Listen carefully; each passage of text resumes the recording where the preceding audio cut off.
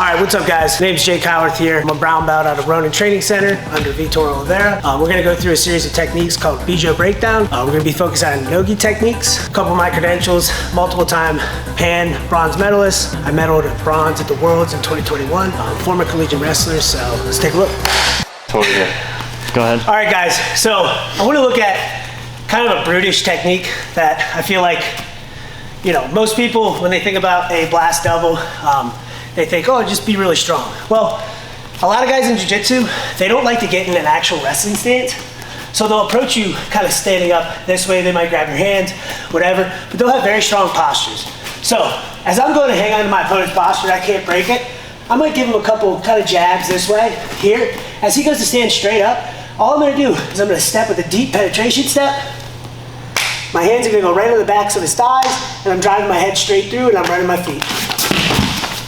So again, I'm gonna stand straight up, boom, boom. Good.